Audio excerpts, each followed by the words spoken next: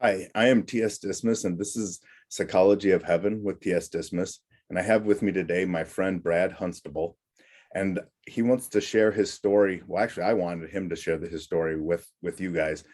It's an incredible story, and when I first heard from Brad, he had mentioned that what had happened with his story, it broke him, and that really hit me because I felt such a powerful connection. And with my story, I thought, this is what it's about, reaching somebody else in that moment and kind of restoring some hope. And I just really want Brad to share his story. He's such a great guy, has a unique story, and what happened during this particular event that he's going to go into. I just think that the power of his just faith and family, and just that inner part of him that knew that things were still going to be able to turn out successfully. I just want to be able to have you guys hear this story. So Brad, that long intro, I'm going to present it to you.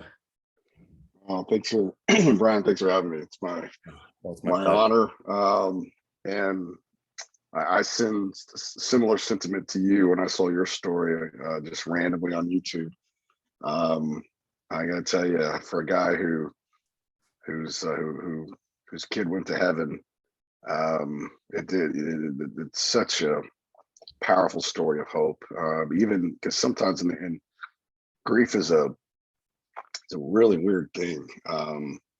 And just sometimes just little bits of hope just throughout the day is what literally gets you up out of bed. And particularly when grief is with the child and it's done tragically. I would argue it's in some ways, I mean, pain is pain, but it's just tough. It's a tough thing. And so I send a similar sentiments about your video. This message of hope is so important. So thank you for that as well. You're well. I'm so glad I did it. Yeah. Well, I guess our story. My life changed April 17th of 2020. And completely changed in an instant. We were in the middle of the lockdown. If you think back, COVID was just starting to take off. Schools were shutting down. We were, locked in at home. Frankly, it felt like the end of the. I mean, we didn't know. I mean, it was. If you think back to it, we thought it was a zombie apocalypse or something. It was the end of the world coming. And we wouldn't even let our kids. We were scared of the DoorDash guy. Let alone let them go out. I mean, we weren't letting our kids go outside. I mean, that much. And I've got 3 kids. I'm married. I have 3 kids. I've got she's now 18 year old daughter, and Hayden, who at the time was 12, and then I had now have a 10-year-old daughter who at the time was 8. And it was April 17, 2020. We've been on lockdown. I live a little bit in the country. I've got a house in a neighborhood, but we're not on city water because we're a little further out. So we have a water well. Every house has a water well dug. And my water well had broken that day, and the lockdown had happened. And my dad is someone who, one, is very, very close to, we're very close, but 2, he's just very handy. He's always been this inventor kind of guy. Yeah. And I called him and said, "Hey man, my water well's broken." Well, that day, me and Hayden were supposed to go get haircuts. His hair was starting to look really shaggy. I was like, "We gotta go. We're gonna go to my office because it'll stay away from everybody." I have I had a barber who I've had known forever. I convinced him to come to my office, and I was gonna let my team, who were still having, some of the people we were critical, the industry we were in was critical, so we still had to work. I was like, get people haircuts. And I was going to get a haircut, and my son was going to get a haircut. And unfortunately, my water well breaks. So I call my dad. He comes over, and it's a beautiful, beautiful sunny day. It couldn't have been more perfect. And we fix it, and my son helped us. It took us about 3 hours. We even had him working, gave him a little mission, to watch some stuff. And it was just we hadn't seen my dad in a while, so it was cool to see my dad because of the pandemic. And it was just cool to just have some it felt kind of normal, like a little bit normal. And went inside, and we were all sitting in the kitchen, and my family and my wife and my daughters were kind of joking with me, joking around, talking smack to me. I don't remember what it was about. And my son came up to me and goes, "Oh, well, I love you, Dad." And he came up and gave me a big hug, and he was about here on me, and I kissed him on the head. I still remember the feeling of his hair and the smell of his hair in that moment. And my dad had to leave, and I had to take a phone call for work. And so I walked over to our old house, and I went to my office and sat down. And my son went upstairs, and my wife and my oldest daughter, we agreed for my oldest daughter, she could have a friend over, because we're just like, this is getting ridiculous. This pandemic thing, this isolation just doesn't make any sense to me. And so my wife and my oldest daughter left to go pick up one of her friends. They were going to let her have one friend over. And then Hayden's birthday was 4 days later. He was going to be 13. We said, you can have one friend over for your birthday, because you can't have a birthday party because of COVID, but you can have one friend over. And he was going to get a nice new controller, an Xbox controller for his birthday, which he knew he was going to get. He liked to play video games. This game called Fortnite that every kid in America right now was there during the pandemic. They were all playing it because that's how they connect. Right. And so my wife leaves, my dad left, Hayden went upstairs, and I took this phone call. It was only 30 minutes. And I walked outside, and my 8-year-old daughter came down the stairs and said, "Hayden had hung himself." And those words are just hard to process. Complete shock. So I ran upstairs, of course, and I was in the military. I went to West Point, and been in a lot of different situations and different trainings, and when you don't, just like probably like a sports game, you just kind of go act. You just act. There's no thinking. It's just pure action. And I run upstairs, and I pull him down, and I started administering CPR. And I told my youngest daughter, I don't want her to see it. She's standing there just in shock. And I said, go down, and I didn't have my phone on. I said, go downstairs and get my phone. So she runs downstairs and grabs my phone. She brings it back to me, and I said, go get that medical device in the pantry, which she didn't know what it was. And I bought it on Amazon a long time ago, an automatic electronic defibrillator, an AED. There was I just made the investment, like $1,200, and I bought one. It's just been sitting there, but she didn't. And so I called 911. I administered CPR, and she brings it back to me, and I said, okay, go run and get the neighbors. Or no, I said, go run outside and go get the cops and wait for the police and the ambulance. So she runs as fast as she can outside up the door. As I'm administering CPRs, and it was if you ever done it to somebody, let alone your own child, it's exhausting. I can't even describe it. And me and her had done some training, or my whole family had, about a year before, and I kind of said, hey, if there's ever an emergency, run over to that neighbor, get him or her and their neighbors, and then if they're not home, go run to this one and try them. And as I'm about to collapse, I look up, and both my neighbors are there. She had remembered that and went and ran and got both my neighbors. And so I was passing out, and we tried to get the AED to work. And unfortunately, you have to have a pulse for that to work still. And he had reached a point where he didn't have a pulse. And I remember the paramedics got there. I walked outside with the police officer was the first one. When he came around the corner, the look in his face, I knew it was bad. I feel bad for the guy, frankly. I knew he had struggled with it. I've been kept in contact for a little while. I could see it in his face. He was like, it was one of those, this is not good. And I just knew, it's hard to explain. I walked outside, and I had this, there's a mix of emotions, like the irony of the beauty of the sun and the birds, and my whole world was collapsing in this storm all at the same time. And I'm just walking around. I mean, I think I was in shock. And it felt like the universe collapsed all of a sudden. I can't even explain it. And at the same time, I had this, I knew it was done. I knew. I just knew. I just knew it was his time. I don't know how or why. I felt horrible. I felt mad. I was scared, but I also had this weird acceptance of it. It's so hard to describe. Almost surreal experience. And so so I called my wife and I said, you need to go to Cook's Hospital right now, which is our children's hospital. And they worked on him for a while in the ambulance before they left. And they were really trying hard, those firefighters and EMTs. And then she said, why? And I said, just go to the Cooks. I don't want to tell her right over the phone. Right. My poor dad hadn't even gotten home by the time I called him. And so she calls me back and she goes, I want to know right now what's going on. And I didn't know, but she was on Bluetooth and she had my daughter and her friend in the back. I said, Hayden hung himself. And she lost it. And so she goes flying to Cook's Hospital.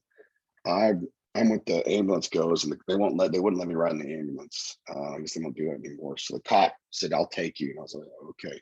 And I couldn't sit in the passenger seat by law too. So I had to sit in the back. It was really weird. And so he's going, and my wife got there before I did, before Hayden got there, and they took her to the back. And so when they brought him in, he had a tube down his mouth, and they're working on him still. So she just jumped right into that. And so I go through the COVID protocols. I'm trying to get to the back to where he is. I work my way through the hospital. And I see her just crying right beside his body, up on the side and just freaking out. And I just couldn't believe they were letting her see that. And so I walk up, I'm like, what are y'all doing? And I guess you can be there, obviously, if it's a kid. I don't know how it all works. Or we're in the ICU thing and they're working on him like crazy. And I said, go, I take her to another room where my parents ended up being and my daughters and stuff. And so I stayed there with him. And they're working. And the doctor says, Mr. Hunstable, we're going to try one more time. And I'm still kind of in shock. And they injected, I guess, I don't know if it was adrenaline or something in him to try to restart his heart.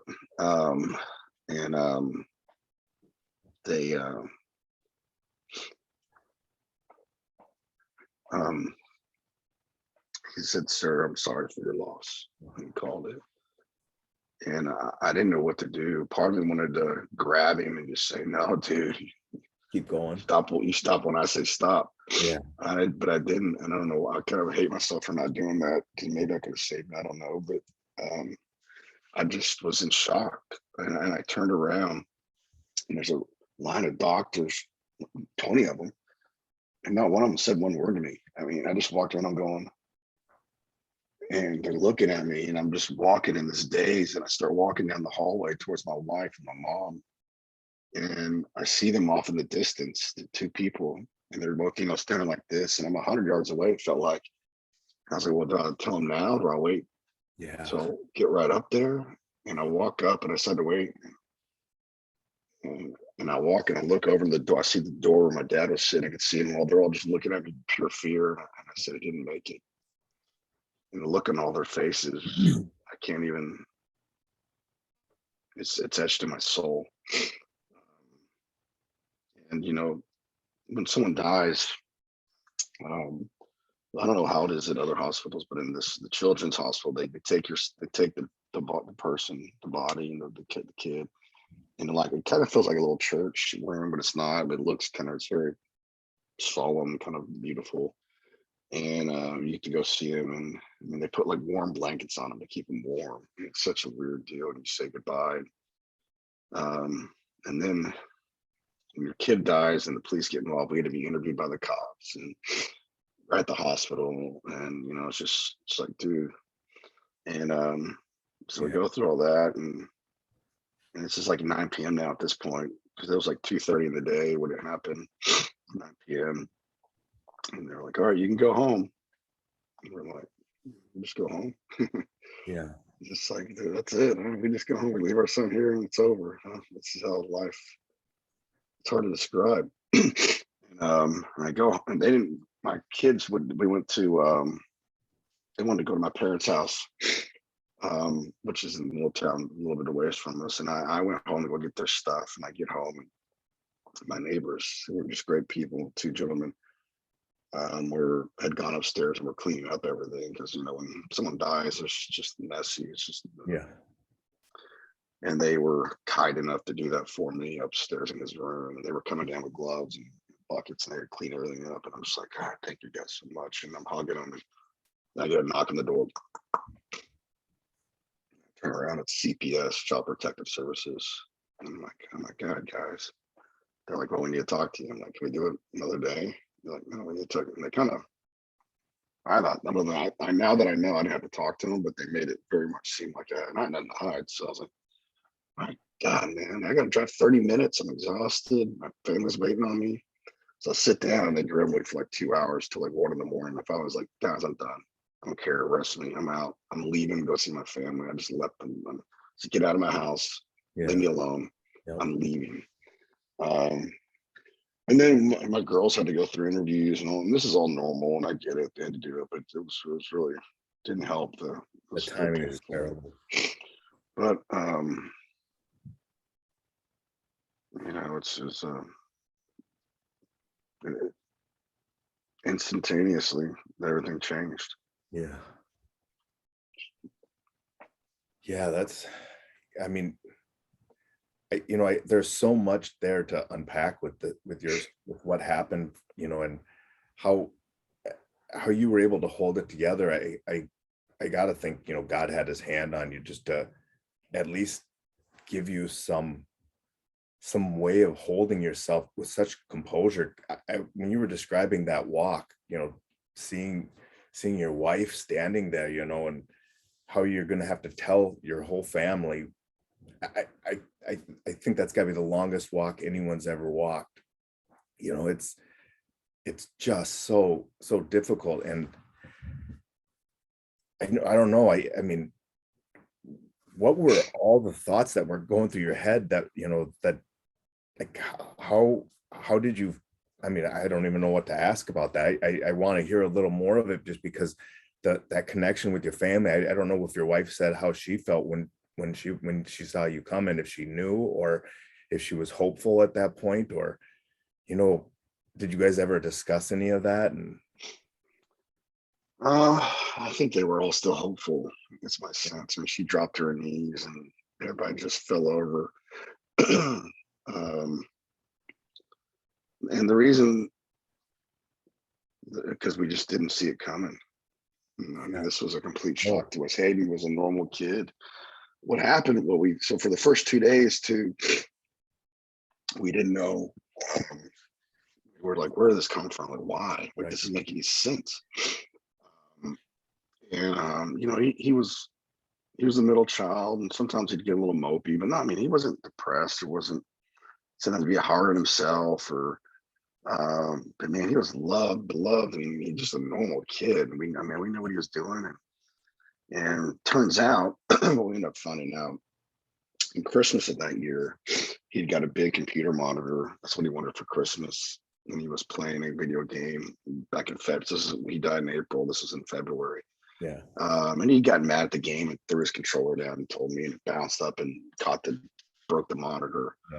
And it was an expensive monitor, and he was real upset about it. And he came and told me, and I was like, dude, well, that's the thing, man. It is what it is, but dude, you're not getting another one, man. You're gonna learn a lesson now. Yep. And then the pandemic happened, and he had nothing to do. Had no way to get a hold of his friends, and we were just like, what? I mean, he hated the pandemic. He hated not going to sports. He's an avid sports.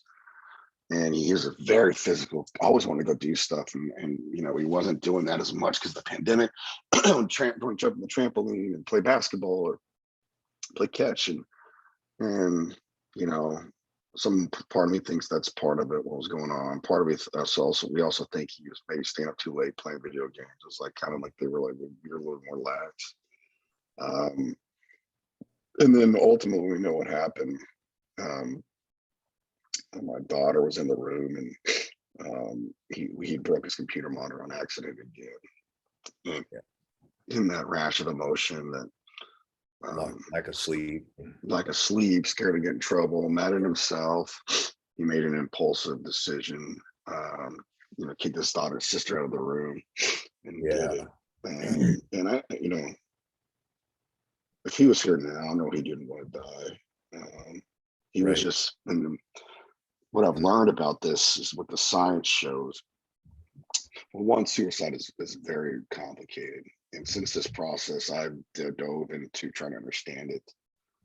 Talking to every expert I could talk to, every mental health expert, every government agency, every nonprofit I could find all across the world. And I've learned a lot. I'm not an expert, but I've learned a lot about it. And it's usually never one thing. And in youth, it's particularly scary because about 55% of them are impulsive. They made the decision very rapidly. And about 50% had no previous mental health diagnosis. So I thought suicide was just people who were depressed and schizophrenic or something. Right. And that's a It's very not. bad misconception. Yeah. Yep. And in youth, the prefrontal cortex, which is where you make rational decision making, is not fully it's not fully developed until you're about 23, 24, 25 is when you can make rational, logical decisions. Right. And kids are tending to use the amygdala, and they're making more impulsive decisions. And when you go into that, what happened, we think, talking to the scientists, is, it happened and he went into like a fight or flight response. And literally they say you can almost black out. I mean, you don't literally black out, but it's the equivalent of blacking out. And the example I tell people is like me and my wife get in a fight or something, and she says something, and I just go, "Well, why'd you do that back to me?" Or I go back at her, and then I pause for a moment, like, why did I do that, man? It was instinctive. I just did it. It was, and I logically, rationally black out, and I go with that fight or flight, impulsive. And same thing in Hayden's case. I don't want to get graphic, but he took a belt and just kind of was just one loop, and if you cut off those two blood vessels, arteries, to your brain, just like if you watch UFC, someone does like a rear naked choke, you go unconscious very quickly, and then you're stuck, and there's nothing you can do. Right. And then that was blood flow stops in the brain. It's a very rapid demise. If there's any saving grace or silver lining in it, what we know from the science, it is incredibly peaceful. So he didn't suffer in that regard, I don't think. So the suffering was he's not suffering now, I believe, clearly. But suicide in youth is a common. So I try to be a part of the solution now. I had a video go viral that I recorded 2 days after he died. I didn't mean for it to go viral. Just as a broken dad. I was recording, speaking from my heart. I've recorded a video on Facebook, on my Facebook account, and like 150 million people saw it. And that sort of made me realize that I'm probably not the only one that cares about this, or seeing what I was worried about the mental health of our youth. And we made a movie. That's the one, basically, like, in fact, we won a Telly Award, best documentary of the year, and that was pretty cool. That is awesome. Really, yeah, called Almost 13. It's free on YouTube. We put me and my good friends at Fort Worth Studios, my good friend, one of my best friends in the world now, Bill McAdams, made the movie. He was the director. He just poured our hearts and souls into it, and so I've tried to be a part of the solution, rather than sitting around doing nothing. Especially because I think, the pandemic really highlighted a problem that has been quietly pushed to the side. And, I think we all can identify with those feelings that you described, going through that, and how traumatic that is. My boys are, your son was right in the middle of where my boys are as far as age. And, your story immediately hit me right in my heart. It's powerful, and it made me relate to it. And I had conversations with my sons, and I don't think that, even with my profession, I don't recall ever having a conversation about that. I tell them to come talk to me all the time, but not specifically about suicide. And because your son's story highlights something so much more important, is that impulsiveness of youth emotions. And Mhm. you might think, as a parent, no, my child will never do that. But our ability to self-regulate our emotions, and to be able to use our wisdom of these massive amount of years, and having Yeah. gone through similar problems, we know we're going to get through it. A child, though, with something particular like the pandemic, totally unsure of that situation. Even adults are not knowing what's going on. They're feeding off of that, and those emotions can overwhelm a child. And it's so important to be able to tell parents that. And you know only somebody who's gone through what you have gone through has the ability to really hit us in the heart and say, talk to your children. Yeah, man. I totally agree. In the video I recorded that went viral, I said in there, conversations matter, and that sort of became the theme of Hayden's Corner, or Yeah. Sense Foundation, Hayden's Corner. I don't know if it's the right way, but suicide is the All second that. leading cause of death of 10 to 14-year-olds, of 15 to 24-year-olds, and 25 to 34-year-olds. That, and now this thing called fentanyl, those are the two things that are killing our kids. Um, and they're both awful. In some ways, both deaths of despair in some form or fashion, right? Yeah. And and some can be impulsive on both sides. You can impulsively just do something like take a pill for the first time, and it may kill you nowadays, and it's scary. But It is. but talking to your kids, you're right. So the outpouring of people. So who my original viral video, I'm not kidding you, Brian. I was getting God knows how many messages a day, 10,000 a day. I mean, it was so much my phone was going Wow. nonstop Yeah. for months. And I'm talking long messages, and what I've some of the people have, I mean, I can't, the stories I can tell you are countless, but I'll give you one example of why this conversation is so important. First off, if you knew it's the second leading most likely way your kid may die, you can talk to them, or you can leave it to the wind.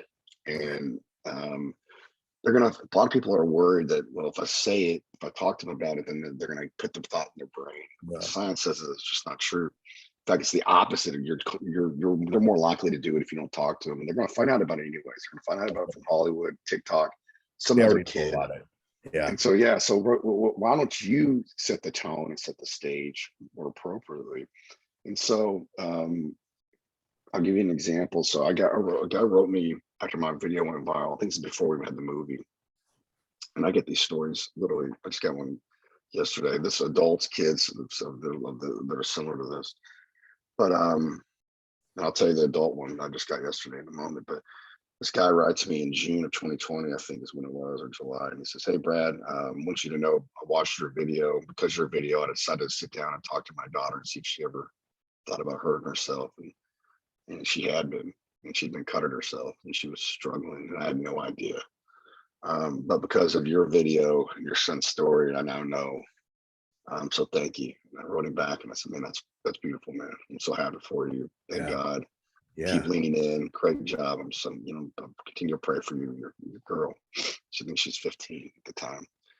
And he writes me back a couple months later. And I missed a lot of messages because there were so many, but I didn't miss it. And he said, "Brad, I got to tell you something." He goes, "My daughter tried to take her life and kill herself." And I was like, "What?" And he goes, "Yeah, she's in the ICU. She's been unconscious for 4 days, full organ failure. She's in a coma. She's taking a bunch of pills." And I thought, gosh, that's awful. I'm so sorry, my friend. Of course, then I'm wondering, like, did I cause any of that? And like thinking, I know this is not true, but so I pray. I pray to God. Obviously, I pray to Jesus, and I prayed to Hayden. I said, "Hey, buddy, man, you're up there. Why don't you go tug on somebody's shoulder and see if we can save this girl?" Yep. And by the miracle of modern medicine, and probably a miracle of something beyond we can understand, she pulled through with and made it with no physical injuries. And she got a long road ahead still, but she Yeah. made it. Yeah. So the guy calls me a couple months later and said, "Hey, Brad, I want to talk to you and tell you personally, thank you for saving my daughter's life." And I was like, "Oh man, I appreciate that, but I didn't save your daughter's life, but that's very kind of you to say." He goes, "No, no, no, no. This is what you did." I didn't tell you the full story. Yeah. He goes, "My daughter came down at the last moment and said, 'Daddy, I did something wrong.' And then she went unconscious." And he said, "If I hadn't been talking to her, I think I would have found her in her room." Yeah. And, you know, I would rather have my son here any day of the week, obviously, with me. But, his story and his legacy can save other people. There's something beautiful in that, you Hmm. know. Yep. And maybe he gave his life for others, and for that, I love it. Yeah. I mean, it says in the Bible that God will turn all things for good for those who love him. And I mean, you would never imagine something good would come from this. The situation itself is tragic and remains tragic, but can't something good still come from that tragic? And then, his legacy is still positive and still living and alive in the world. And I'm happy to hear you saying, you prayed and asked him to tug on someone's shoulder. A lot of people forget about people once they're dead, and they say, oh, well, they're with the Lord, this and that. But we also don't have time in heaven, so that moment of when he died is still happening, it's still present. And our prayers are powerful at those moments. Now, a child, there's so much less to their actions. Adults, we have more forethought and ability to control ours.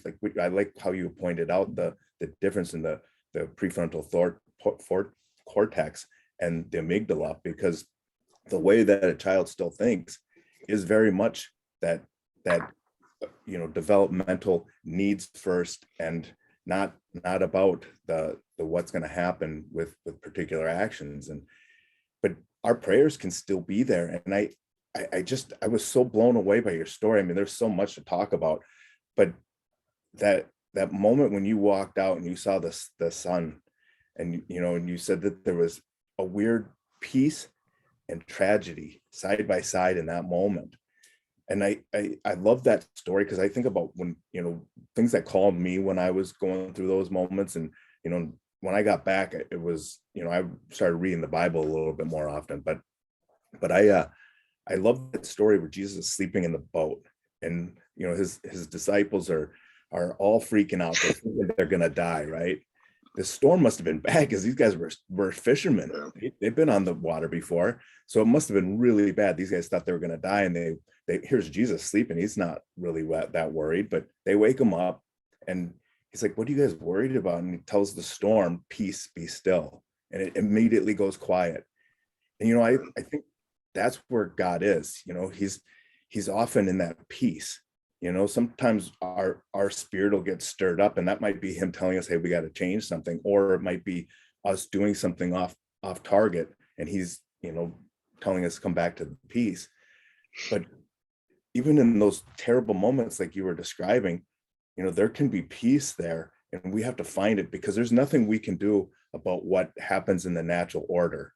We can only try to, like in that situation, you did everything you could to save your son. If there was anything else you could have done, you would have done it. I mean, there's no question in my mind that you gave it your all. But to have that acceptance, it's hard for us as human beings, because we keep going back to that past, and we say it's hopeless, there's nothing I can do, and we dwell in the negative, and instead of being able to see something that might be able to be useful with it, and also help us to be able to move on to healing. Yeah. Yeah. When the moment, when I wrote a Facebook post about it where I probably was more eloquent than I will be now, but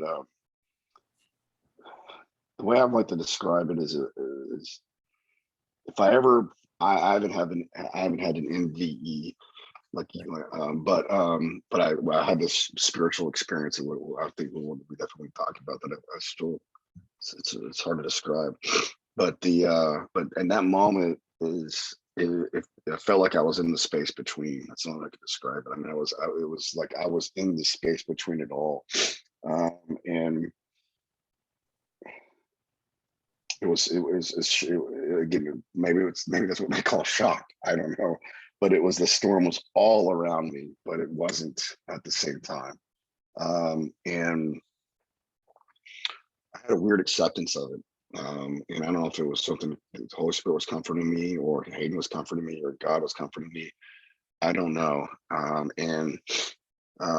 It was powerful. And then I enjoy and I take great honor and fulfillment in helping others with his story. I mean, I talked to lots of parents who lost their kids. I mean, it's like when Hayden died in April, people whose kid, they lost their kid in May, started reaching out to me, and then people who in June, and then July. It's like there's classes of these families that are losing their kids. I mean, it's every day. And literally every day I get 2 to 3.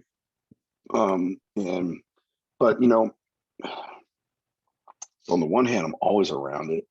Like every waking moment, there's not just dealing with my own grief, but around all this. But it's also been a part of how I've healed, and being able to talk about it. I actually don't. I teared up today. I usually don't. Well, I say that I cry every day, briefly, probably. That's kind of where I'm at. Usually for me, it's in the mornings on a run. Yeah. And I let it out. It's very cathartic or whatever, where it's a release. Usually I'm listening to some kind of Christian music of some sort, but it's that being able to be a part of the solution as well has been super healing for me. Making the movie that part was hard. The goal of the movie, Almost 13, you spell out the words 13.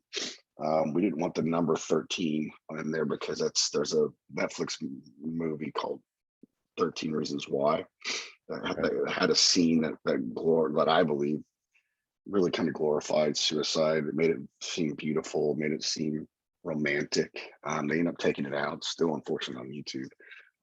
And so we didn't want to be but he was almost 13, so we called it Almost 13. We wrote it out. And the goal of the movie was really 3 things. 1, honor Hayden, tell his story.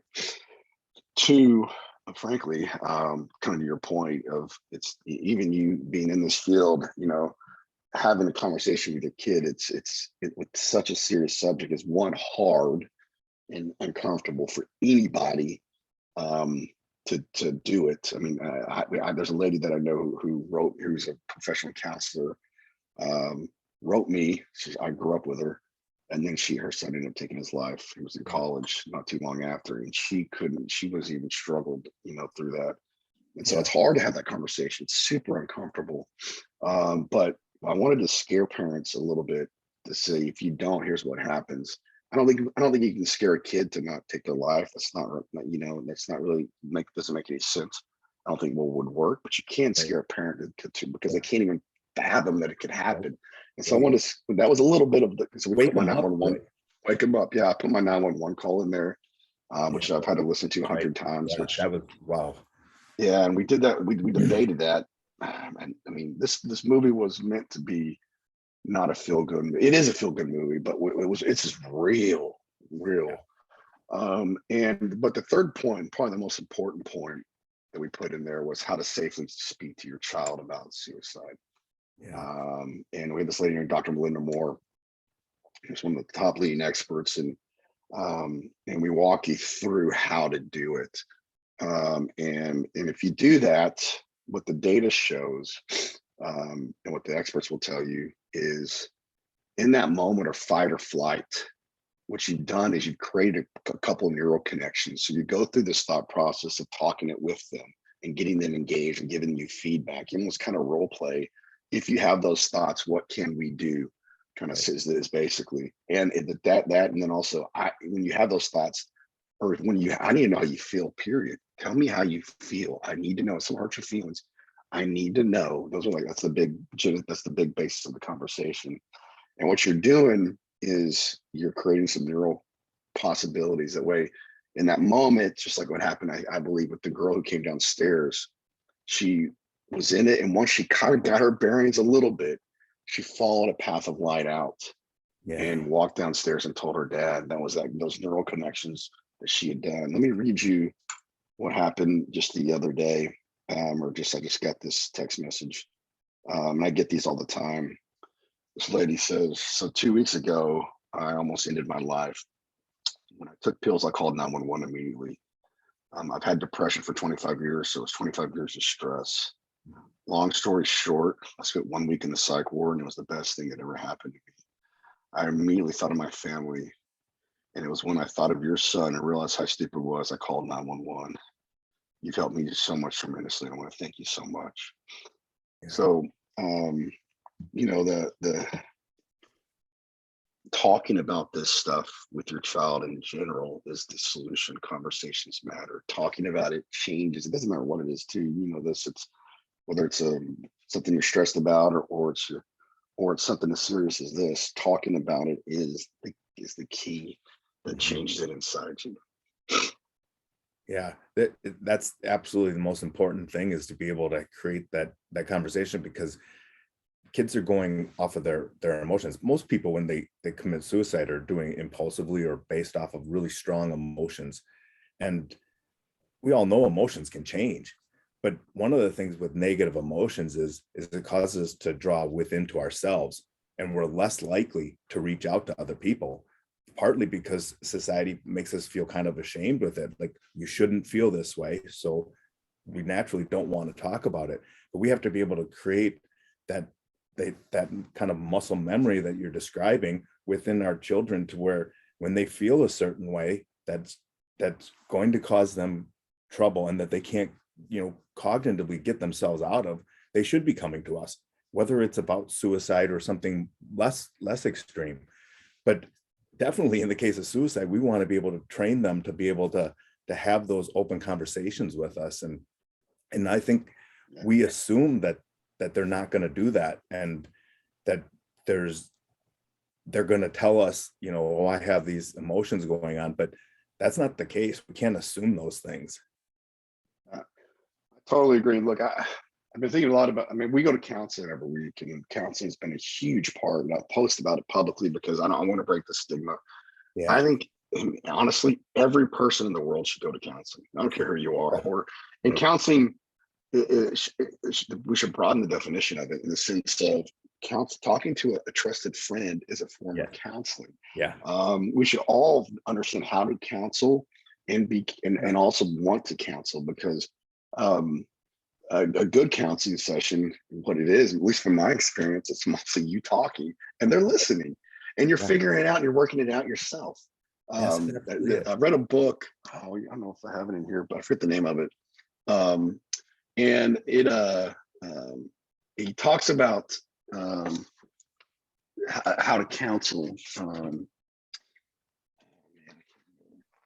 it's called, but he says you got first is you love first, you listen, then you speak, then you act.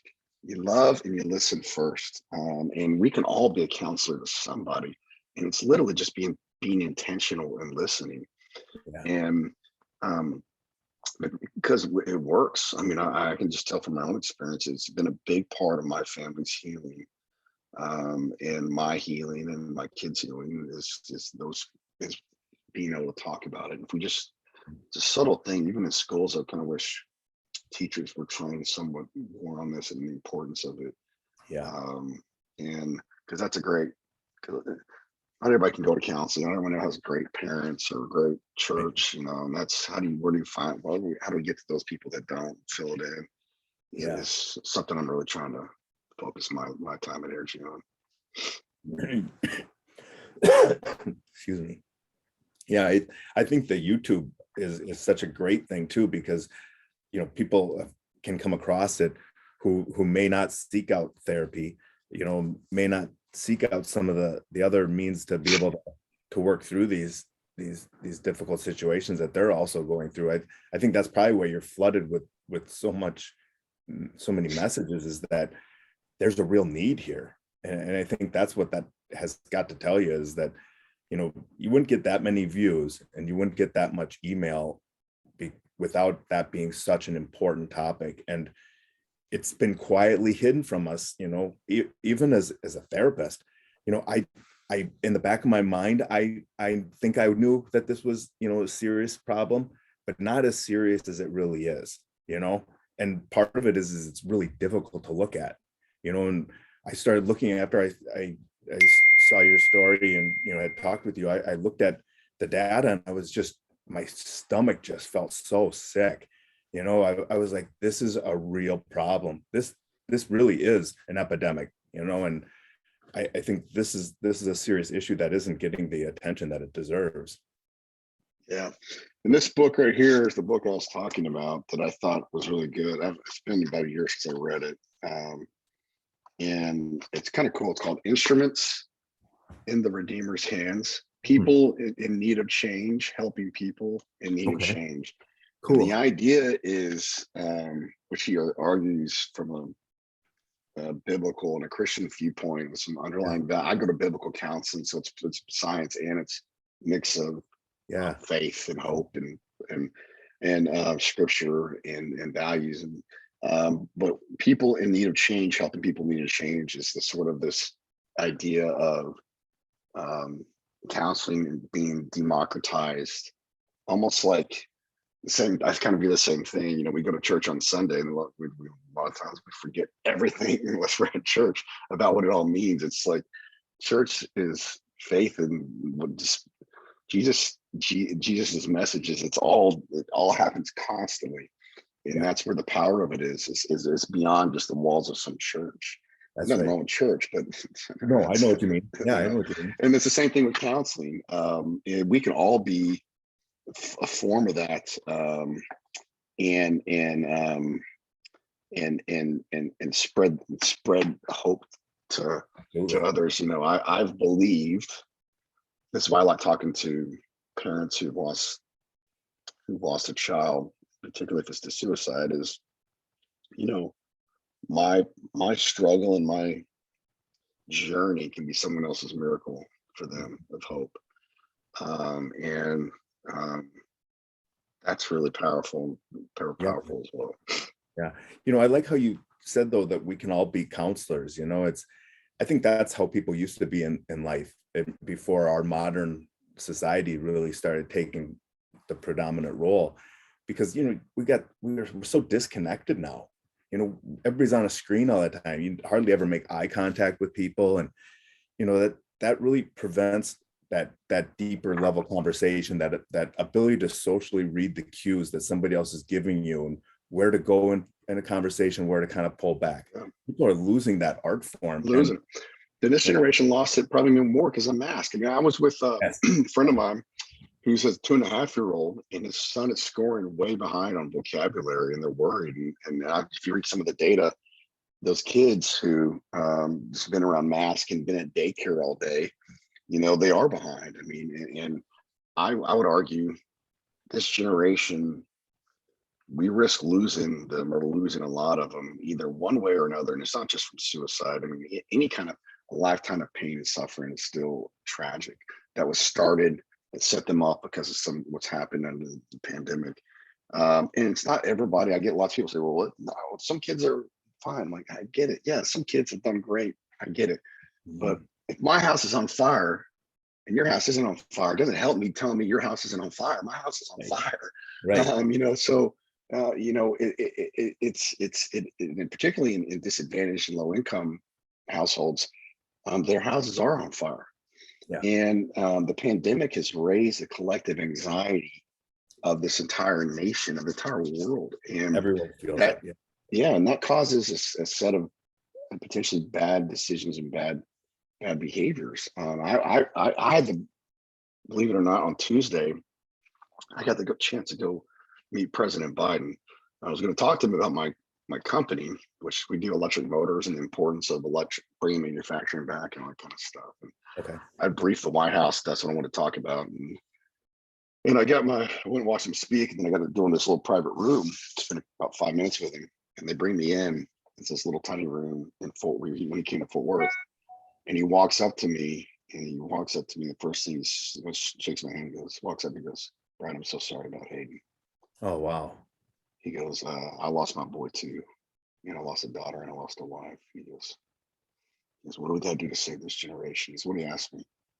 And then he said, "Can I give you a hug?" And he gave me a hug. And Oh, it's real, it was real beautiful. It's a mix of arguably the most powerful guy in the world. And it was just two dads who lost boys.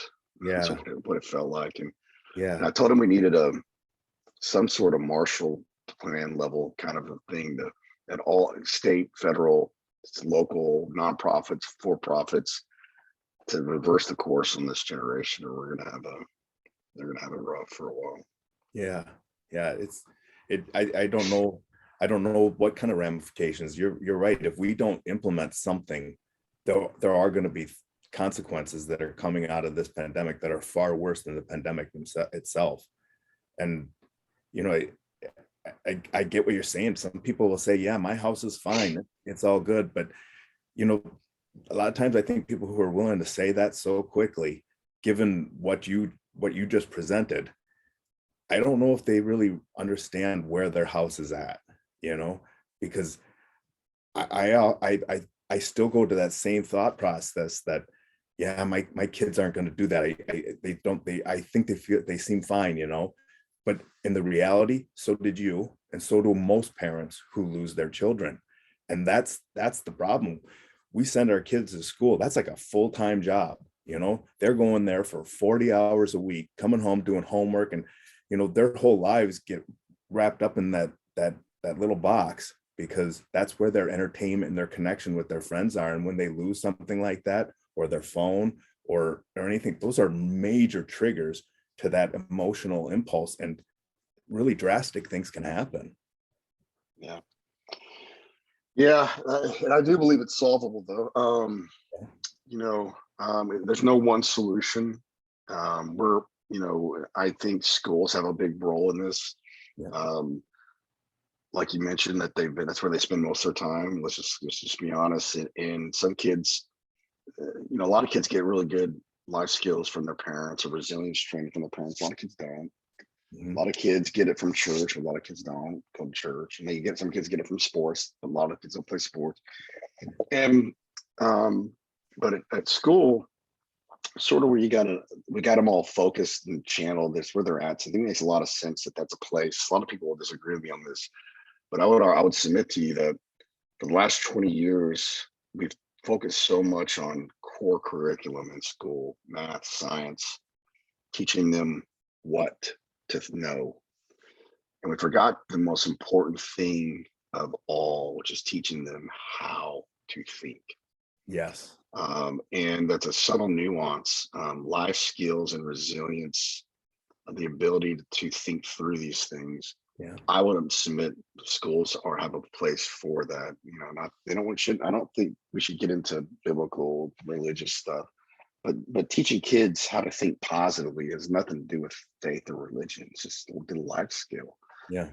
Teaching kids, walking through what happens when you get bullied. And let's talk about that. Well, what can we do if someone bullies us? What's some examples? And getting them talking. That's just good resilience. Yeah. Training. And if they're not if they're not going to get it at home, because more families are broken and challenging, the pandemic, they're all stressed too, and they're not getting it from these other areas potentially. That seems like a logical place to do some of this, and we stopped it almost completely and went all in on math and science, which again, nothing wrong with that, but Right. most kids are not going to be a great scientist. Most kids are not going to be a great mathematician. Why don't we teach them just how to be great human beings that know how to think positively, can be, Yes. that's the most important, because that'll lift it up. And so Yeah. I've been trying to get more things like that involved, at least in our school district in Texas and Yeah. various other places across the country. I think that's so important, because, like you said, we've taken out that teaching of, there's no Socratic dialogue in schools any longer. It's here's what we're going to teach you and test you on, and you prepare the kids to take a test. That's just prearranged answers that they know that they have to memorize and come down. There's no thought to that. There's no cognitive thinking that goes into that. It's just a matter of recalling. And, you know, that's not a good enough skill to be able to excel in life. And I think you're right. It's taking that away and not putting it back into our kids' lives. We're preventing so many possible options of success for these kids, particularly when it comes to difficult situations like that. Yeah, no, I agree. And you know, this journey for me, I mean, very much like you, has been, your experience was a journey of the soul as well, and faith has got to play a part in this. And you know, I grew up Catholic. I was an altar boy. Actually, I accidentally set the church on fire with the candles, or started a fire in the church. So a lot of great stories of being a Catholic and growing up Catholic. And then, you know, frankly, I've also prided myself. I went to West Point. I got an engineering degree. Prided myself in science, and I love science. I absolutely love it. Yeah. And I mixed there for a while. I mixed up, I would argue, that science can answer those deep philosophical questions. And I became not an atheist, but just skeptical to a certain extent. But you know, but I always remember as a kid having this natural. I actually wanted to be a priest for a while, you know, but I had this natural inclination that we overcomplicate what God is, and I never liked the infighting between religions. And then to a certain extent, I felt like we focused so much on the rules of the religion, you kind of missed the point. The fundamental point was God is love. You know, I always kind of intuitively knew this. Yeah. And for me, if that's the case, to know you can know God in many different ways, and I would argue Jesus and God would say that's beautiful. And so when I lost Hayden, I went on this journey in my soul. I talked to every religious leader in the world I could find too. Watched every YouTube video, every NDE video, quantum mechanics, consciousness, read every biblical text I could find. Still do it, constantly, just in this learning process. And you know, I've had this renewed sense. It's not every day. It's not perfect. I mean, it comes and goes. Some days, you know, I feel it less than others, but there are moments where I know Hayden still exists. I can literally feel him. Yeah. And I've tried to build a different type of relationship with him. And I've told the parents, you have to be intentional about it. But my son, you know, there's still something out there, I believe. Yeah. And losing a kid, I have to believe that. I'm gonna choose, and if I'm wrong, so when I'm dead, so be it. You're not wrong. Right now, Yeah. I'm gonna choose to believe, at least as much as I can, and Absolutely. help me with my unbelief, Lord. You know, I've tried my best. And I was telling you, I had that experience when we were talked last time, that I struggled to. I went to this PTSD meditation spiritual retreat. I was just in pain. I was broken. I had bad PTSD for a while. I was having nightmares. I couldn't calm myself at night, and horrific nightmares about Hayden. Hayden's never appeared to me in a dream, although he appears in my life. But when I was having the PTSD bad, I had one. I remember it distinctly of him. He had a spike going through his chest, and he was screaming like he was staked. It was awful things like that. Were the dreams I had for a while, and it was breaking me. So I go to this retreat, and I'm in this crazy meditative state, and I can't even explain it. But Hayden, something happens, and I'm like, I kind of go timeless, and Hayden appears to me on my left side as a ball of light, and I knew it was him. I mean, it was it was his. It was him. It was his essence. And I mean, he could have been a pink pony. It didn't matter to me. Right. It was him. You knew. Yeah. And then I felt this female presence to my right. I can't really explain that. I never saw it, but he appears to me, and he says, So the ball light kind of appears and floats up, and he says, Dad, why are you crying? And I said, man, buddy, because I lost you, dude. And he goes, you didn't lose me. And he goes, I'm with God. I'm with love, you didn't lose me. And he said, Dad, to cry for me is to cry for God. It makes no sense. Why would you cry for God? Yeah. So why are you crying? And he goes, I'm okay. You're the one that's not okay, but I'm okay. So don't worry about that. It's basically what he said. And then he said something super profound. This is before our movie had got released, but now I think I didn't understand at the time what he meant, but I do. I think he said, Dad, there is beauty in life and there is beauty in death. Beautiful. And, I'd much rather have him here. Don't get me wrong, but there's so much beauty that has come out, even within my own soul, from my son, going to see God. And it's so hard at times. People ask how's our God when with so much suffering? Because there's beauty in it all. And it's so hard to see, but I think more and more it's true. And that's easy for you to say when you're not suffering, but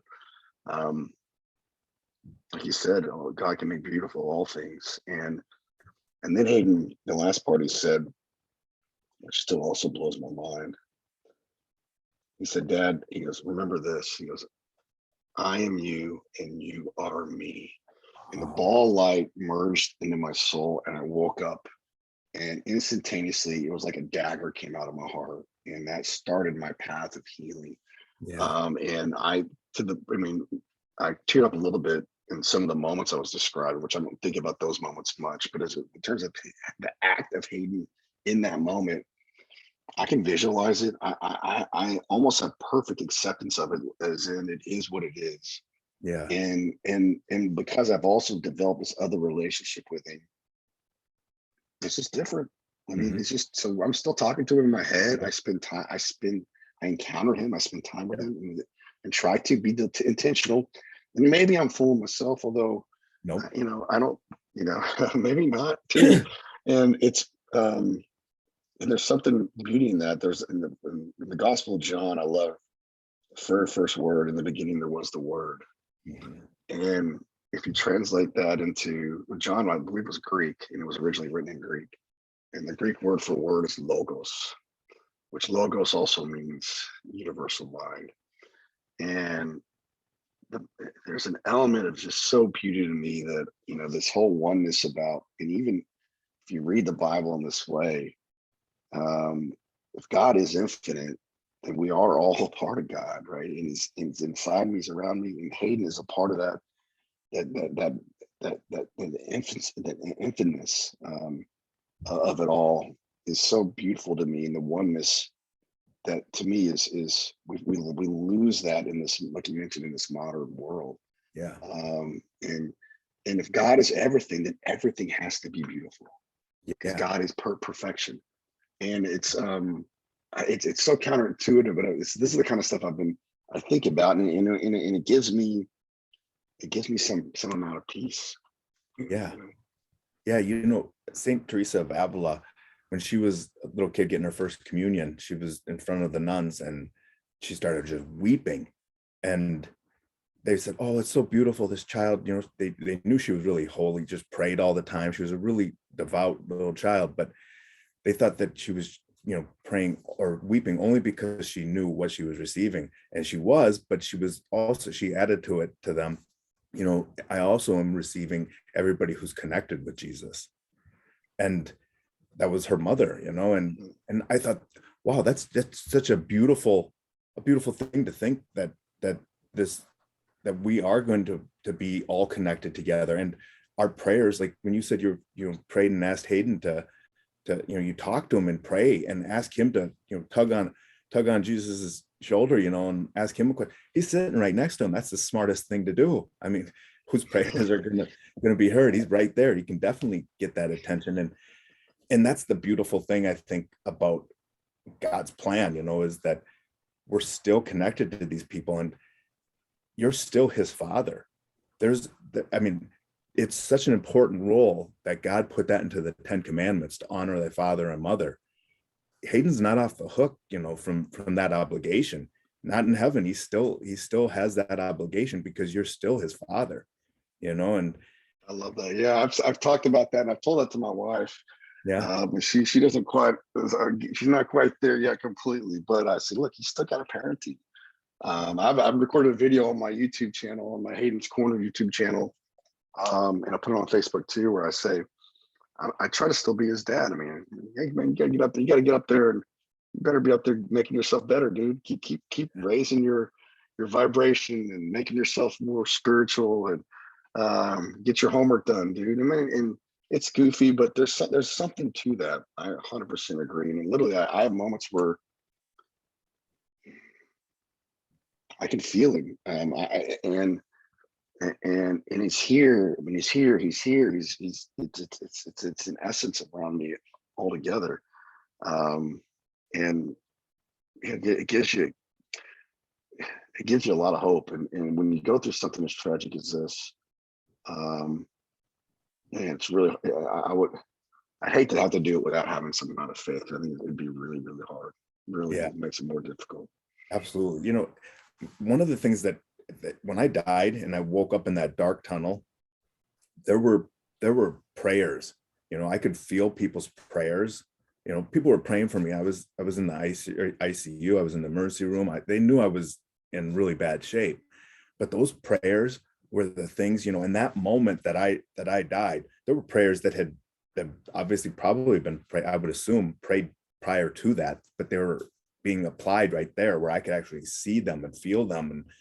And so it's like that lack of time created a disturbance in when things were coming in or when I would experience those things. But it made it so that it was so much more apparent of what was behind me, that light, that beautifulness of God, instead of staring into this dark void that had, more of a maleficent kind of a presence to it. And to go to that light. But if our prayers can be there at that moment, and they could be with him right now, and the fact that there is no time, that's such a complex thing to think about. But how do we ever go through life not praying and not talking to that person, not asking God to shine his brilliance on that person, particularly if they're in that dark tunnel, and our prayers at this moment can go there. Why wouldn't we want to be able to have that help for them, that hug, that just, I'm here with you, and I'm still connected to you, and I'm praying for you. Yeah, yeah. And it takes work, is what I mean, to get to those places. I don't know about you, but I still have to work at it and be intentional about it. And bad habits separate me from it. Sleep, whatever it may be, drinking or whatever, it separates me from that connection. Every morning I wake up and I run a process. I get up at 4:30. I do Wim Hof breathing. I love it. I go, just for me, it's an anxiety reducing thing. Yeah, absolutely. And I don't, it lowers I think it's called the parasympathetic nervous system or something. And it just sort of calms me. And then I go into meditative prayer. And I use an app called Encounter, which is a biblical app, and just walks you through some prayers. And as Jesus said, there's no way to pray wrong. And so I don't, but I also like being guided through this guy who's a Christian. It helps me feel connected to it, and just like in the Catholic way, we just would pray, usually on our own, right before mass or whatever. So I've enjoyed that part of it. There's lessons in there, and reading scripture as you're meditating, you're encountering God, you're in prayer. And this morning, funny enough, was praying for future generations, the whole thing of timelessness. And literally I spent time praying for my daughter's kids, my daughter's kids, and sending them love and saying that I'm with you, I'm here to help you. I'm wishing nothing but the best, strength and peace for you. In that sort of same vein of, I was having a similar feeling of timelessness, like it's happening right now, maybe also, and I can send that into the future, but the future is also the present. Right. So it's just weird. It's That so kind of, interconnectedness it's almost mind blowing, but I was doing is it. mine. And but there's something beautiful about that also. There is. Yeah, I think that's what makes me so excited about our God, is that, he really does have this plan. And when we think of like science, I know you're a science guy, so we have scientific instruments to measure what we can visibly observe. We have to have something that we can observe. We can't observe it, and we really can't detect it. We have no ability to, and we don't have any instruments to measure God. There just isn't anything to exist to that. And it's that blind faith that we have to have, but it can be something that he can enrich for us, and he can really help us to walk through it. And but I'm so excited to hear you find apps and things like that, because it's so easy to look at the suffering and say, I don't want to deal with it. I'm just gonna stay over here, maybe complain about the suffering, but not ever actually, embrace it. Because whenever we do lose somebody, we're gonna be sad. And I think, quite honestly, that sadness is just a reflection of how much we love that person.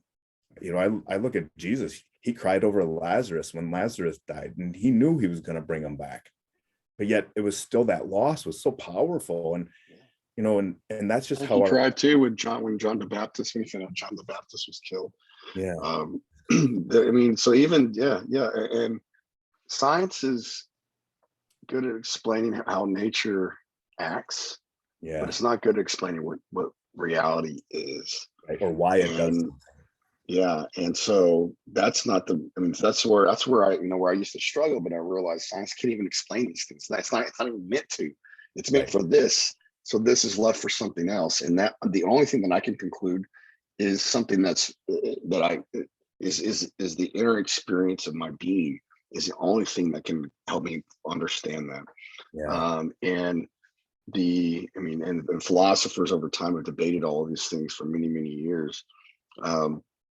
But all I really know is what I am. I am is God. Such a beautiful two words that's throughout the Bible, and there's a couple of songs that I listen to, and we are. And when I see these kids who are broken in their mind, and they're in these anxiety loops, people who are just broken, I try to remind them, man, you are, and you always will be perfect, divine, in the light of God. That's the beauty of Christianity, that I see at least a little bit differently than some of the other faiths, which I think they all have something to say to the end of the story. But the beauty of the message of Jesus is you not only did he die for your sins, but that God's love for someone who lived a perfect life is the same for you. And golly, it doesn't matter what you've done. Literally doesn't matter. Literally doesn't matter. I honestly believe, and I hate to say, even Hitler is loved by God. And if you follow the purest of what the message is, there's always a chance. And I see these kids who just they're in pain, and some of it's bad habits, and some of it's chemical, and some of it's just been through trauma of their lives, and no matter what, there's nothing you can do to not already have God's love in its fullest extent. Yeah, you're right. It's, he loves our soul. And, like Hitler's a good example. I mean, he's a real extreme example, but, we put all this dirt on ourselves, all these sins, these things that we do, it's just piling just gross dirt on us, and he sees through that dirt, still loves that soul in there. It's that dirt that keeps us from God. It keeps us separated from him, and that's one of the things I felt like when I was there, he was cleaning that off of me. He was cleaning it all off, so that, I just felt like he was removing all the rough spots off me. His love was so powerful that it was bearing my soul to that full acceptance of him. And there were no more barriers. I think obviously with somebody who's young, that's probably a much quicker process, but I had a lot of years of things put on myself, doing a whole lot of horrible things. But I think that's really what it is. It's just, God loves our soul. And you're so right to say that, he loves everybody. I felt like I can't say how it would be for somebody else who, didn't have as long a time to sit there and go through their sins and, do all the things that I was able to do. That was my experience when I died. But it felt so strongly that if somebody was standing there in that dark tunnel and they just said, yeah, God, I didn't even like you when I was in life, but I see you now, I feel your love, and I want to accept you. I don't think he's going to reject that person. That's how much he I loved. agree. I've always struggled with, not to get too religion or decisive or whatever, maybe a little bit of political or whatever, I don't know what the word would be, but to the extent religion divides people, I think God would frown upon that. And to the extent religion also becomes your own way how you judge others, Yeah. I think he would frown upon that as well. Okay. And not to say there's not a religion that doesn't have a very important part in it, Right. but there's something even more than that. Yeah. And I used to hear, particularly in Texas, some people would say, like, I just struggle if you were born in India and you never get exposed to Jesus, how you're going to burn in eternal hell. The God I understand, or I believe, I find that troubling. Yeah. And it goes back to, it's not, do trust me, I do believe, and this will get controversial, but if you follow the path of love the two most important commandments, as Jesus very clearly said: love God, love people, love thy neighbor as thyself. That is the essence of what we're trying to do. Paul famously said in Galatians 5:4, when they were talking about circumcisions, you have to be circumcised to get into the kingdom of heaven. You have to be circumcised to get into the kingdom of heaven. Paul clearly said, God does not care about circumcision. It doesn't care about the rules. Right. It doesn't care about your rules. The heavenly, the meaning of what he's trying to create is his rules, which are love. And we lose that. I think too much in these debates about what's right and wrong. Yeah. It's not. It's like there's a famous Chinese proverb. I think we talked about. I like where the guy says, "Why are you looking at my finger? Look where I'm pointing."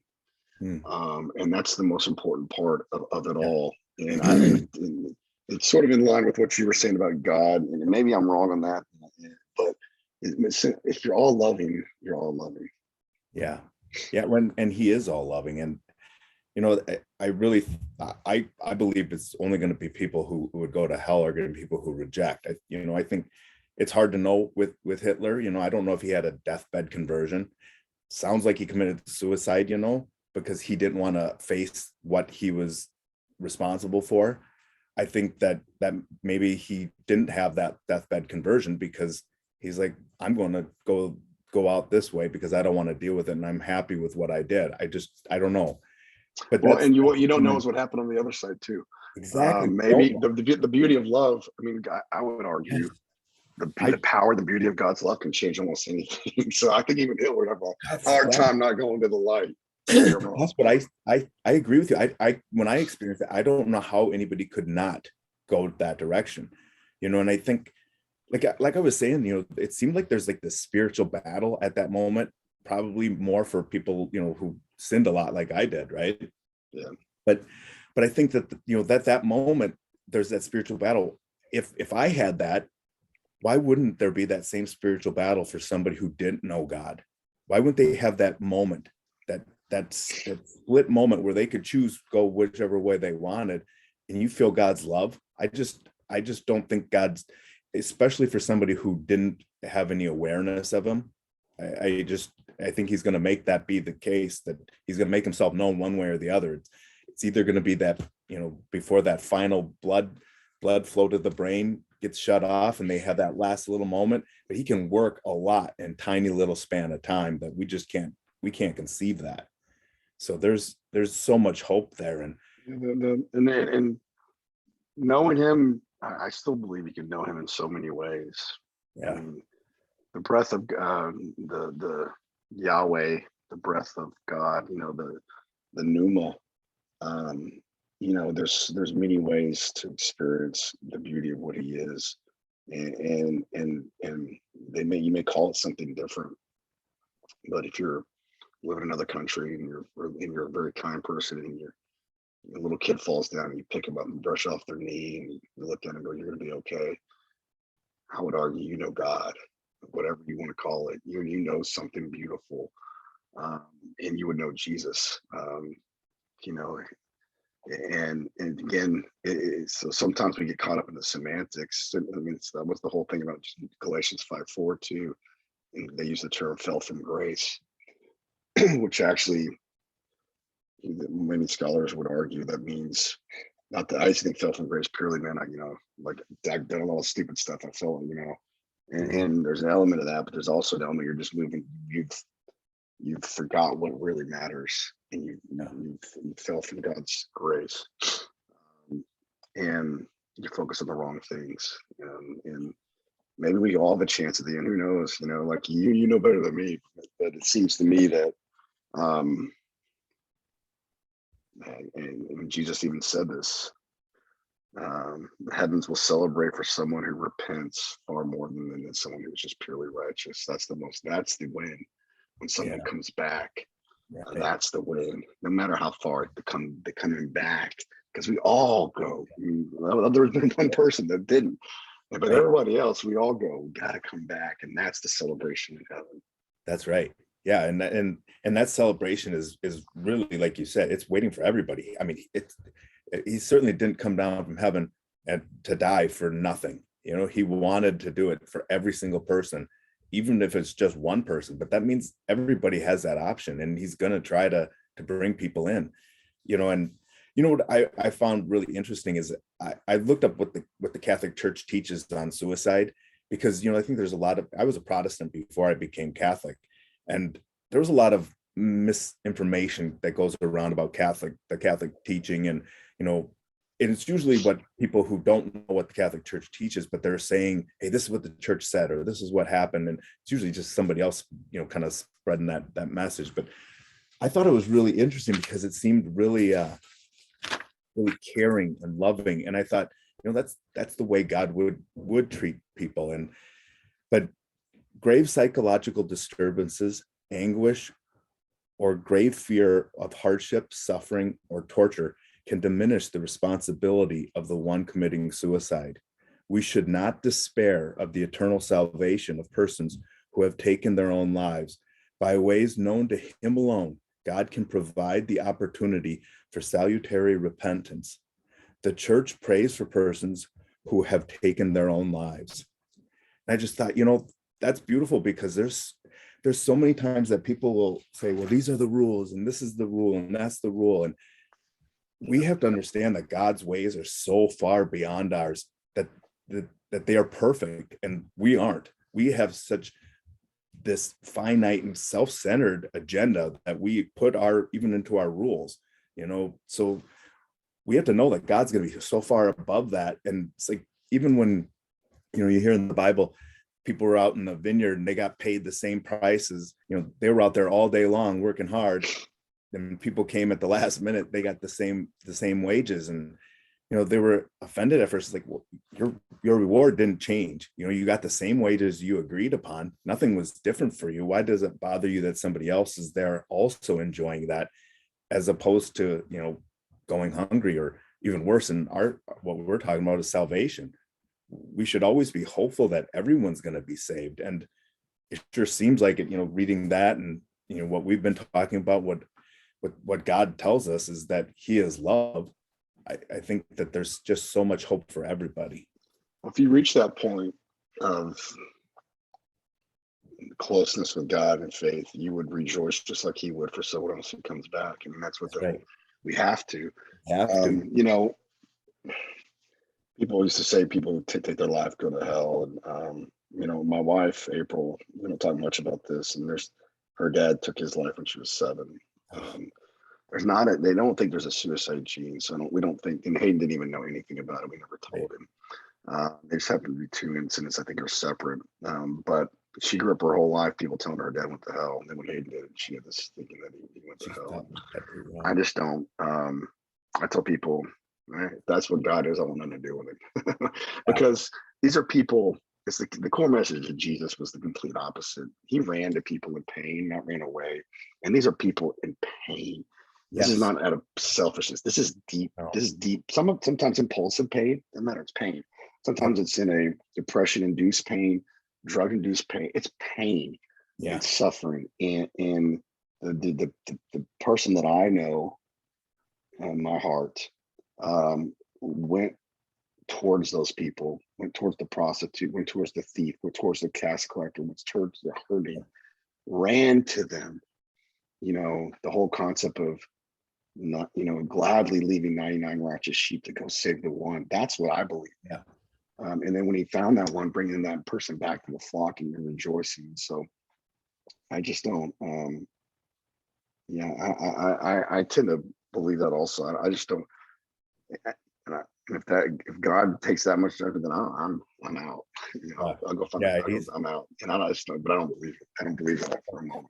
No way, because he looks at our hearts. He looks at our hearts, and who better to know when we're hurting than God? I think that's the sadness of suicide, is that we need to be able to reach out to them. That's why Jesus tells us to love our neighbors as ourselves. And in an impulsive one, it's hard to see.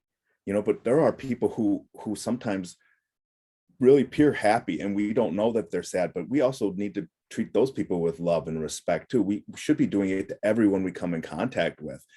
But even our enemy. I mean, he said clearly, even our enemy. There's the most, I've been thinking about this word a lot, and I've made my share of dumb mistakes, and I'm sure I'll pay for it. So I'm paying for it, I'll pay for more. Probably I'll have a real tough conversation with God at some point, I'm sure. Yeah. Just fine. I own him.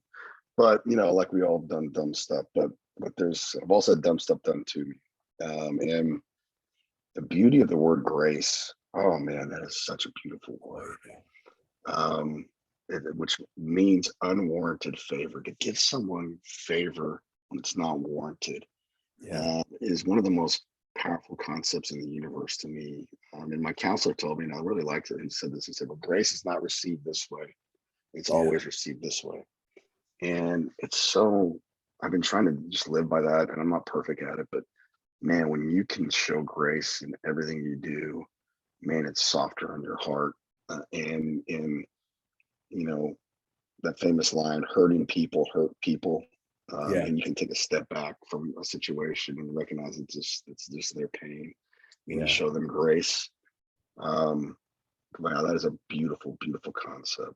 Yeah, it is. And and you're right about that just the effect of grace. And I want to connect something now. You had mentioned about that female presence that was with you, and and I think of how when Gabriel came to Mary, and his announcement is "Hail, full of grace," and for her to be the mother of God, and then at the foot of the cross, Jesus tells her, "Here's your son," to John, and John, "Here's your mother." He's consecrating the entirety of humanity to his mother as our mother. And I can't think of anybody who would be there to try to heal that pain. Because when you were talking about that, and I don't try to pretend like I am some expert in analyzing dreams, but it sure seemed like when you saw Hayden with that spike coming through him, that was really your pain manifesting. It was that spike was coming through your heart, and for you to have that dream or that vision, that visitation from your son, and for him to come that way, and like the way you described it was like how I felt in heaven. Like I didn't need people to say, "Hey, here, I'm who so and so." You just knew. We were talking. It was like there was no words. And I've heard this one, and it was. And this happened, by the way, before I saw NDE videos and all this sort of stuff. And it was telepathic is the best I could probably describe it. Right. But it's even beyond that, right? It's so intuitive that it's almost like your thoughts are similar, and they're just appearing at the same time. Although you have control of your own brain, it's there. They also have some access to your brain somehow. And it's bizarre.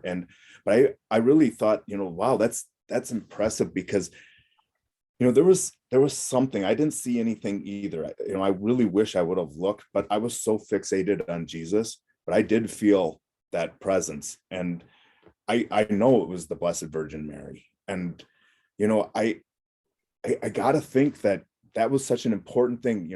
He only said 7 things when he was dying, to us, but they're all super important lessons, and that's one of them. And we have to realize we have some helps. He didn't leave us here empty-handed, just to try to struggle through this last 2,000 years, on our own. He gave us a lot of help, and those things can bridge those gaps. Like, I mean, you found healing, a lot of real healing in that moment. And I just think it's beautiful that what she doesn't say, hey, I'm here making you feel better too. She just sits off quietly, and she's there, but she doesn't say anything. It's between you and Hayden and God. But it's that motherly touch. Yeah. Yeah. And I used to, I grew up Catholic, and I guess I'm still Catholic. I don't even know what I think I've become. I don't know what I am, other than I just love God. I love people, and I deeply try to encounter Him as much as I can, and try to live by that. But put aside any kind of man-made rule of what I am. But I always felt close to Mary, because partially being Catholic, we grew up praying the Hail Mary, which I think was a little different than other religions. But I always found that beautiful comfort and I love the both sides of the equation of male and female being a part of that whole spirituality and that comfort. We need it all. Yeah. There's both sides to that. And I would, I don't know if it was or it wasn't, but it was definitely female is what it felt to me. And it was like, the way I could describe it was like they were just kind of looking over my shoulder, going like this, holding my shoulder, looking over me, just right here, just like you would comfort somebody as I'm talking to Hayden. That's what it felt like. And I'm telling you, it started the path for my healing, and I feel very blessed that happened to me. And then, in my experience of grief, and that it's not even one thing though. It's a constant intention to being intentional. Good habits. I mean, I feel like, at least for me, with my faith and my encounters with God, if I don't work at it, I separate from it. And so literally it takes me intentionality to work to feel it. Otherwise I'm kind of naturally getting pulled away. I don't know if that's like that for everybody. That's how it is for me. So it's just constant. Yeah, it's how it is for me too. I always kind of I listen for that peace in my soul, and when I feel that peace getting disturbed, sometimes it's God saying, hey, you're not doing the right thing. I want you to do something different. And then once I do it, I find myself back in that peace. But most of the time it's myself, it's my choices. I start to make these choices and I feel that disturbance. And it's becoming more mindful of that peace. And I think you're doing a lot of really good things, waking up in the morning and having a routine, particularly stress relieving routine. It leaves us in a place, excuse me. I'm just getting over a cold, but it leaves us in a peace in a place where we're with that peace, to really start off our day. That way we have a baseline. I don't like to go through my day just trying to, haphazardly try to get back to a sense of peace that I might have remembered yesterday. I want to be able to have it the first thing in the morning. So first thing I do is I always say good morning to Jesus, and I thank him for giving me another day to do something for him. But to retain that. Yeah, there was that app I use. I remember when I first found it. It's not too. When I first started getting back into my healing, it was probably within the first year for sure. And the very first lesson, I'll never forget it. Usually there's some sort of, I don't know what the lack of a better word, a mantra or something they have you recite. I don't know what you would call that. A mantra, I think maybe not a Christian word. I don't know. But mantras. I know what you mean though. You're kind of you do it a little bit throughout the experience, which I think it's kind of cool. Kind of like Catholicism has things like that in Mass. But the very first one was something that helped me realize at any given moment, and when the present, moment. In most situations, if you're getting tortured or something, this won't be the case, but you could be, it could Yeah. be even Right. Jesus did that. You are okay. And I have to remind myself in the presence right now in this moment, I literally need nothing. I've got air.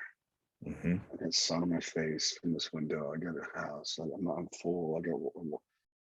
I need not. I like right now. I literally need nothing. Everything's okay right this moment. Everything is perfect right now. Yeah. And forget the future, forget the past. I'm talking about right this moment. And they said in that thing they had to say that day in the app, that encounter app was called. He said, "Lord, I need nothing, but what do you need of me?"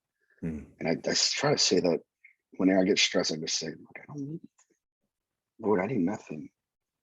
What do you need of me, though?" And it Yeah. flips the script. And that's also such a good Christian s- teaching that I love about the story of Christ. And where some other religions are very much about going in and releasing suffering on yourself. That's great. But the other side of the equation is compassion, and that's outward. Hmm. And what do you need of me? Um, Yeah. and I'm not saying I'm perfect, man. I make tons of mistakes still, but man, if I try to recenter myself, because eh, it feels the right direction, you know. Yeah. And I love how you talk about, letting it back out, because, we're not meant to hold that in. We're not, especially goodness, and kindness and love. We're supposed to be able to pull that out of ourselves and give it to the rest of the world. And if unless we get out of our own way and let God come into our souls, we're always going to be depleted of it ourselves and never be able to give to somebody. But once we open ourselves up, that grace comes in, like you said. It's unwarranted favor.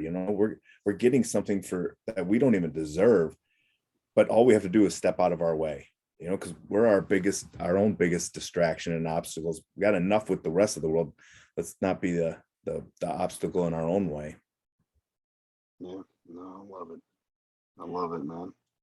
But brother, do you have anything else you want to add that maybe I didn't get to? Or No, for those who are listening, if you can go watch Almost 13, it's on YouTube. It's also on Tubi, and share that with someone. A lot of people watch it with their kids. So if you're going to watch it, if you have an 24-year-old or something, watch it first by yourself. And then if you do feel comfortable, you can watch it with your kid, although it's serious stuff.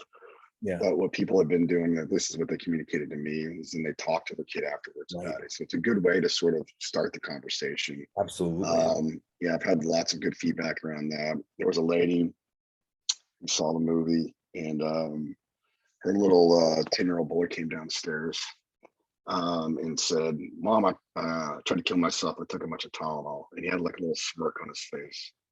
And he was a jokester. And she goes, "You can't joke like that, you little stinker. Stop Yeah. that. It's not even funny." And then she remembered the movie. And she said she was embarrassed to call 911. So she calls 911 embarrassed. "Hey, my son, I don't know if he's joking or not. He's joking, but I saw this movie, yeah." He had taken 50 Tylenol pills. By the time the ambulance got there, he was unconscious in a seizure.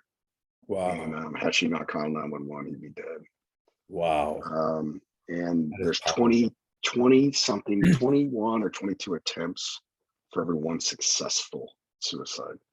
So there's a lot more attempts than there are people who are successful. And the internet has made it easier to get information about how to make it more lethal. Access to certain chemicals have made it easier. Access to firearms has made it easier for kids to do it But that's scary lethally. too. Even those ones that those attempted suicides, you know, I've always thought of with patients who say, well, I don't really try to do it. Well, yeah, by cutting yourself, you could accidentally kill yourself. So even people who aren't taking it, that seriously, they're a jokester. That's a little different, but sometimes we might have people in our family who threaten it quite often, and then we get desensitized to it and don't want to take it seriously. But that threat can lead to an accident. And If they say it, it's real. Take it serious. I mean, that's absolutely, just a fact. absolutely. And get counseling, get professional help Yep. immediately. I even think, Hayden, To me, if you want to be honest answer, I think Hayden was just one of those, you go, oh, I'm so stupid. It was Yeah. one of those Yeah. moments, and you can't even. And I believe that's what happened. And then he So got too. stuck, and and kids, you can't even. That's why having that conversation with your kids, like, don't even joke around with this stuff. Don't And if Yeah. you are cutting yourself, and there are a lot of people who cut, we got to get you help. And there's help. There's a solution to all of this, and it expands from everything from traditional things that people know about, like counseling. There are sometimes a need for medication. There's Mhm. things like there's treatments in counseling like cognitive behavioral therapy and MDMR for trauma. And I do Yeah. this thing called IASIS, IASIS. It's low voltage, lowers your delta waves. It's kind of some Yeah. cool non-invasive things like that. And then all the way on the other extreme, there's a lot of research going on in new medications around psychedelics and stuff, and it's a much longer discussion that at least the early results seem interesting from the FDA. And so there's solutions somewhere in this gamut. And I think over the next 10, 20 years, hopefully we continue to get smarter about this, and every situation will have a solution. Yeah. When you get, but before you even get to that point, there's so many foundational things that you can do just to do good life skills and exercise and get vitamin D and eat Right. right and gut health and breathing techniques. I tell people, if we just taught kindergartners how to do a little bit of breathing techniques, it'd go a long way. And I'll give you an example. When you're at a basketball game, you're in championship and you're at the free throw line, you're bouncing, you're gonna shoot the winning free throw. Everyone's cheering, all the stress. What do you do right before you shoot? You go, Yeah. just teaching a kid that how to do some basic stuff like that, foundational things, Yeah. and throw in, if we can get people to faith, there's this is we're going to solve this, but it's going to be. I think the pandemic has put a unique challenge in front of us. It's going to make Yeah. it very I hard. agree. Take some time to unwind this thing. Yeah. I think this is amplified the whole situation, but you're right. It's a problem that's been there, and it's something that, the data shows it's not going to go away. And I think a lot of it is just the way our society is made. This has to be something we talk about. This has to be something that we don't make it a taboo topic anymore, because making it a taboo topic just makes it more of a taboo, and one that we constantly see, but yet are trying to avoid at all costs. And we can't do that anymore. We have to take that pain. I think, even if it doesn't come into our life directly, our house isn't on fire, like you said, we might have to take that pain and say, just as humanity, for other people's families, we have to take this seriously. Yeah, conversations matter. Yeah. And talking to your kid, and we didn't do that with Hayden. And maybe that would have been the difference between saving his life. So Yeah. conversations do matter. I And do. and talking helps us work through it all. There's just no Yeah, doubt about it in my mind. So that's right. Hey, thank you, brother. Thank you for sharing the story. I know it's hard to do, but you're doing God's work, and you're sharing Hayden's story. You're doing work for him. And I honestly, I feel like he's there with you, and he's on your shoulder, helping you to really carry out a good message. I appreciate it, man. It's I wish it on no one. That being said, um, hopefully our journey is someone else's, like you said, someone else's miracle, someone else's hope. That Yeah. even in the ashes of tragedy, if you want to, you still can find joy in the morning. Hope still walks with the hurting.